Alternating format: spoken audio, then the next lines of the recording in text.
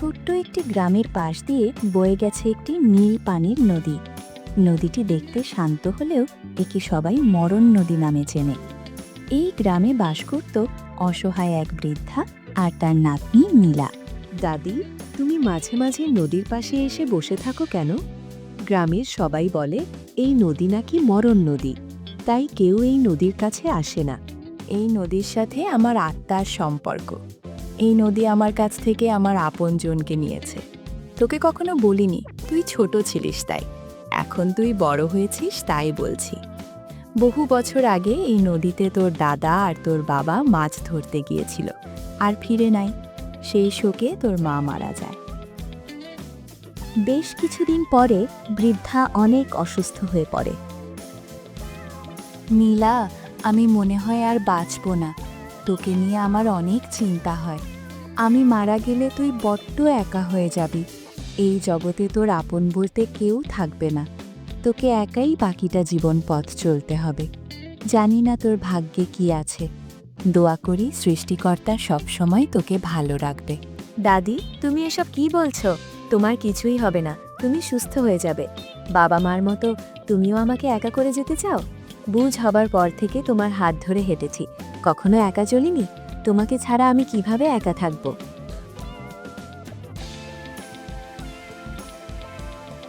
পরের দিন সকালে নীলা ঘুম থেকে উঠে দেখে বৃদ্ধা মারা গেছে।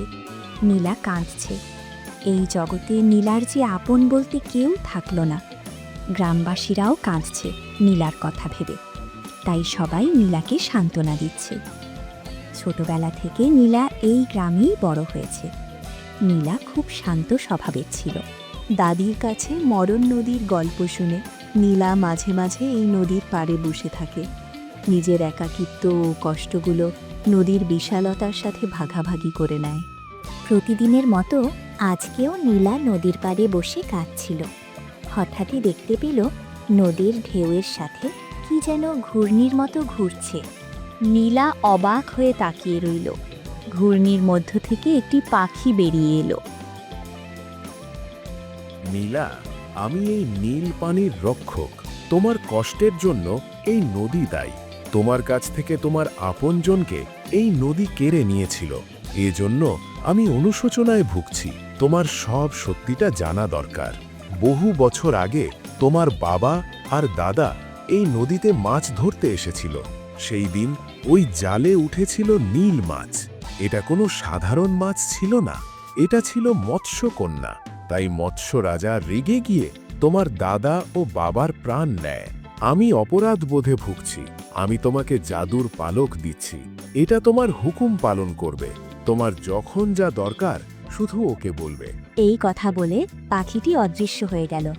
নীলা অবাক হয়ে তাকিয়ে রইল নীল পানির দিকে। নীলার এই নদীর ওপর যে ঘৃণা ছিল, আজ তার অবসান হল। তারপর জাদুর পালক নীলার জীবন বদলে দিল। নীলার জীবনে আর কোনো কষ্ট থাকল না। সুখে শান্তিতে নীলার জীবন কাটতে লাগল।